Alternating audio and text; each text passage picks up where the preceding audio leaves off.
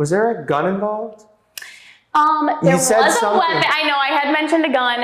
You promised me a gun, and I wanted to hear about it. Welcome back to This Is Actually Real Estate, where we sit down to share stories and hard-learned lessons from working in real estate, all from experiences you just can't make up. Last time, we shared how we got into real estate. On today's episode, Sam shares her first story of an occupant that really didn't want the home sold and made sure that everyone knew. Hello and welcome back to This Is Actually Real Estate. I'm your host, Sam, with my friend and co-host, David. Hey. And this is episode 2. We're going to be kind of diving into how I got into real estate and some of my beginning stories. Yeah. And we're basically getting to the heart of why we started this podcast. So when Sam kind of brought this idea up to me, this idea for this specific story, I thought it fit perfectly. So I couldn't wait to hear about it. And actually what I've been doing is we'll kind of talk a little bit about it, and I'll stop her when she starts to get to the good part because I don't want to hear it. I want to, just like you, I want to hear it for the first time. Yeah, and we want to do it together. Reactions. Yeah, it's a blind react right now. That's basically what we're getting into. So, to recap, let's just recap where you were in your career, how you got into real estate, because I think this happened pretty early, right? Yes, this is one of the first stories of me as a real estate agent. Wow. Yeah. So, part of the reason I got into the industry was I love the idea of being my own boss. You know, like so many people do. I was in the restaurant industry. I had several different people that I would report up to. I was kind of managing that, and between not having control over my schedule and kind of what my day-to-day was like, and then also with COVID and having no control over anything or no depth or perception of what my future would look like, I really kind of leaned into the idea of having my own schedule, creating my own path and being responsible for myself only. Mm. So between that and then, Selling Sunset came out in 2020, I had some high hopes. Yeah. I was ready to live that luxurious life. So you started right away, you went straight to $1 million a month, Yeah, right? I was marrying Jason. I had my own brokerage in California. You know that's lost on me because I have not seen Selling Sunset. So. But we're gonna start watching it and talking about it. Yes. Each week because she'll catch me up fast. And you'll watch it. And I'll watch it. I'll make sure. Fine. Accountability is big here. But fine. Yeah, no, so between those two things, I really was excited and ready to get, to dive in. I think most people after they study and take all the tests are pretty ready to go. And my mother-in-law, who had, again, 30 years experience and was doing very well for herself, was like, I have an investor for you. I have a real estate investor, which is another buzzword in this industry. Real estate investor. Yeah, that's what a lot of the other podcasts are about, is the investing and are you going to invest or not? It's buy my book, you know, on exactly. how to invest in real estate. And actually, that was one of the first things I was listening to Bigger Pockets. I was going to do short sales, rent to own. I was all about all the investing opportunities. So, she's like, I have an investor. He's looking to sell a property and, of course, purchase some more. So all I had to do was sell this one, get in his good graces, and then be working with him on more opportunities in the future. Boom. It was easy enough. It was that easy, right? It was that easy. So it was also 2020 when everything was flying off the shelf, including real estate. So you could have something that was just and listed for a certain amount and get $20,000 to seriously $80,000 over asking. Wow. So he's like, this is what I want to list this for. And even though it didn't really make sense with the market and the area that it was being listed in, I was kind of okay, who am I to question anything or anyone? At that, as a new agent. Yeah. So we listed it. It took pictures on my cell phone. I didn't even have a professional photographer. Oh, really? I knew, and he was fine with that? He was totally fine with that. It was more so he's there is someone living in the property. They are a relative, and they're going through some things. Okay. You're gonna have to give them 2 hours notice, and you might want to go over there and check on them to make sure they're actually out for showings. Oh, okay. It was very nonchalant, totally fine, whatever. So I put the listing up. Everything's kind of going. We have some showings that are starting to happen, and I'm starting to get calls just as quickly as I'm starting to get showings, being this person that's in this property, they are very aggressive. They're usually not expecting the showings, and they're usually kind of hostile. So I'm like, oh wow. Just a fair warning. Just a fair warning, they don't want you there. You're kind of hostile. And like sometimes this person was saying like, this is actually isn't for sale. Like, what are you doing here? Whoa. Yes, very conflicting. And my whole communication with the investor was just tell me about the showings and I'll take care of this. I didn't have to worry about the person living in the property. Oh, okay. Their relative. So I was like, okay, well, I just kind of kept giving him the feedback, as you should. Yeah. And they were like, don't worry, I'll handle it. No big Yeah. deal. But like the comments and remarks never were like, they just were kind of consistent. Like sometimes I get one where like nothing happened and they were gonna maybe write an offer, but almost like 9% of the time it was like, this person's very hostile. They weren't expecting us here. And that word, hostile, that's hostile is, well, also you don't it's know. not a good way to You don't know what to describe. believe. You're told in real estate school and you're told like, you have to trust your client. You have to be for the client. Yeah. And you're also told the client's always right, like just in general in life. As from the hospitality industry, that's from like growing up, the client is always right. And that's what you were going off of. Like It was what I was going off of. And I actually had one encounter with another agent where they were like, they called me after, because I was kind of like giving them a hard time, being like, you know, this person's clearly going through something, just kind of giving them some pushback. And they called me and they're like, I'm just calling you because as an agent, I would want someone to look out for me, and this person isn't friendly. You need to get a better handle on this. Yeah, wow. Which was like it was huge for me because, you know, it was like a moment where they called me and they were being very honest, they were being very truthful, and I was like, okay, I really agent to agent. Agent to agent, because you also get a lot of agents who have like a lot of pizzazz and like spunk, and they're just really fiery, and they're just giving it to you, and you're giving it to them, and this wasn't that. This was like a heart-to-heart moment where it's like you could get in trouble for this person that's in the property. You're saying they're safe, and it doesn't seem like they're safe. Oh my gosh. Safe. Safe, yes, safe. Oh boy. So, I feel like that's like foreshadowing a little bit. A little bit. You know what? You're not wrong. Oh boy. This is what we're here for. Okay. Yeah. So I called my client and gave them the feedback, and they're like, oh my gosh, people are so judgmental. Like, this is my person, blah, blah, blah, blah, blah. And I'm like, okay, whatever. I'm going to start stepping in and handling this because I'm supposed to. So like, I will make sure that your relative is out of the property prior to the showings, because I also want to get rid of this listing and I want to keep moving and keep going. And so you were just going to check and make sure that the person was not there. Right.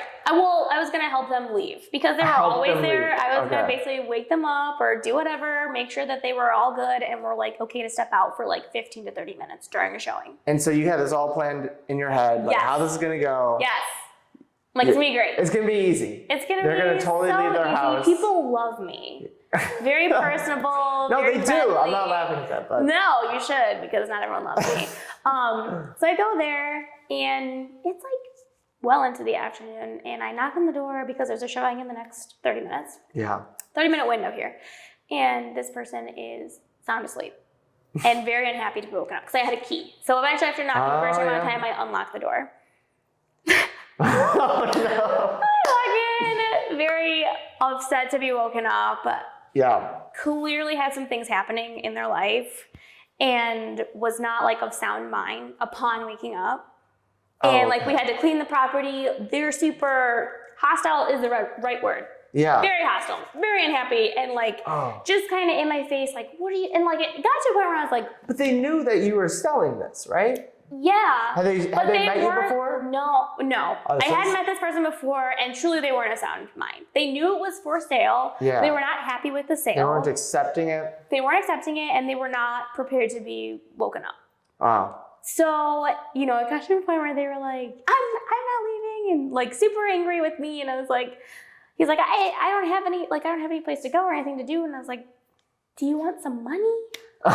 Why did you offer them Super money? awkward because they didn't have a car, they didn't have anywhere to go, I didn't know what to do, and they're like, yeah, I want some money, and I'm like, oh. So I give them some money, and they're still complaining. Okay. You know, we weren't. Continue. Maybe I wasn't of sound mind. No. Maybe that's a better description Your of mind the just went situation. to, let me give I you was like, how do I resolve this? How do I make this happen? You wanted to pay them to get out of their house? So I did. Okay. Paid them, and then they were still complaining. I was like, well, do you want like a ride over there? And they were like, yeah. And I was like, part Why do you two keep of agreeing me. to these? Yeah, no, not even agreeing. Offering. Offering. I am offering things that are completely unnecessary. They're like, yeah. that you don't even want to do. Right. No. Well, no. No. I want to like help. You want that to happen. You want them to get a ride, but you don't necessarily want to be the one giving it. No.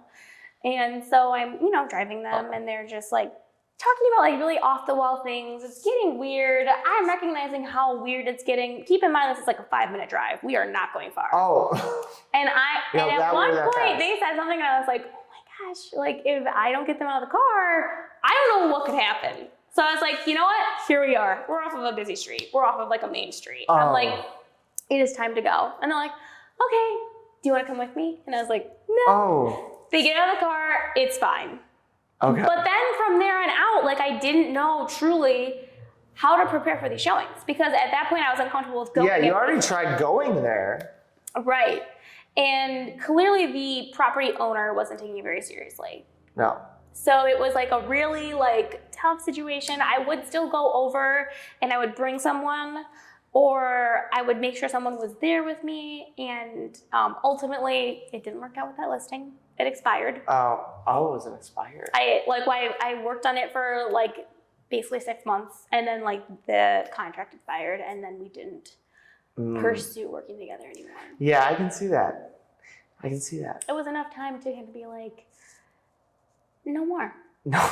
No more. But I did learn like a lot of really valuable experiences from that. Well, one that I'm picking up on is like the trusting your fellow realtor. Yeah. It's because you guys, as much as you guys might be negotiating back and forth and, trying not to show all your cards, you are in this together. You guys both understand where each other's coming from. Yeah. I mean, we all take the classes to become a real estate agent. A lot of the classes, once you get your license, are on actually safety.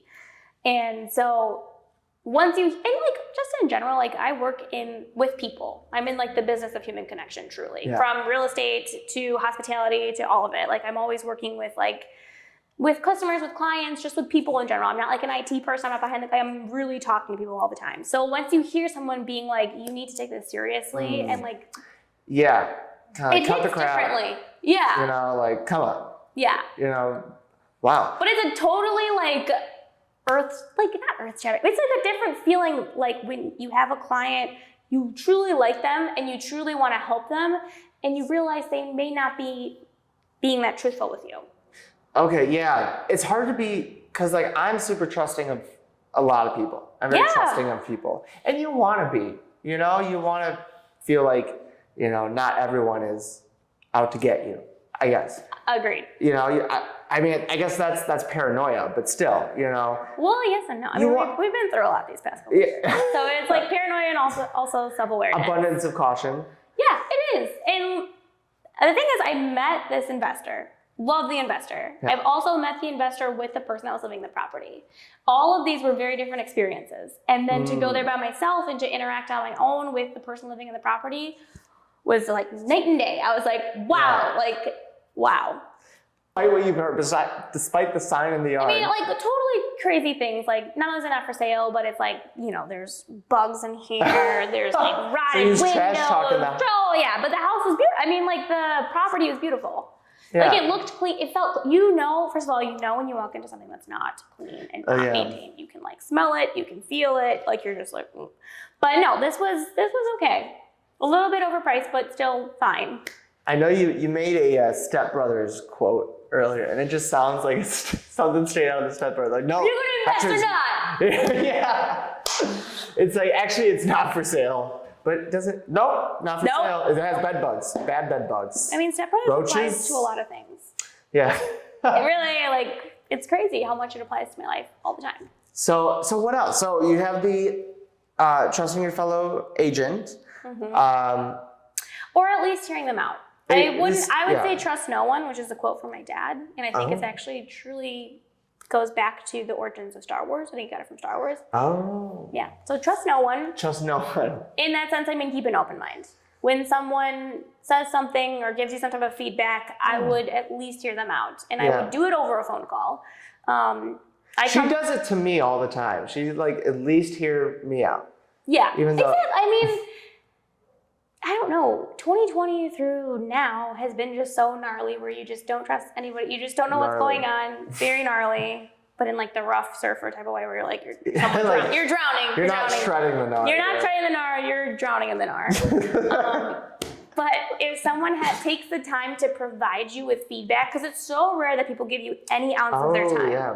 So if someone's like, hey, David, I had this experience, whether it's a text or a call, I would follow up with a call and be like, can we talk about this? Like, or to give you honest feedback. You know, that's actually going to help you rather than just help them. Yeah. You know? Exactly. Because that, you know, I don't know. I feel like people just as you're in it together as agents, you know, people just can be selfish sometimes. They can. So I mean, we're in a sales industry. Yeah. Where it's sell, sell, sell. I truly don't have a salesman personality.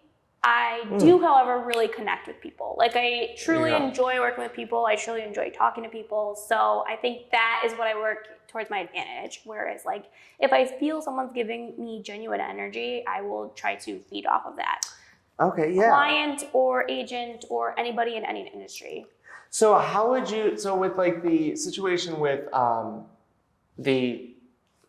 what were we saying, relative, how would you say, like, in awkward situations like that, and that got a little hostile, as you were saying, but like, how have you found it's best to like kind of transition out of those awkward situations?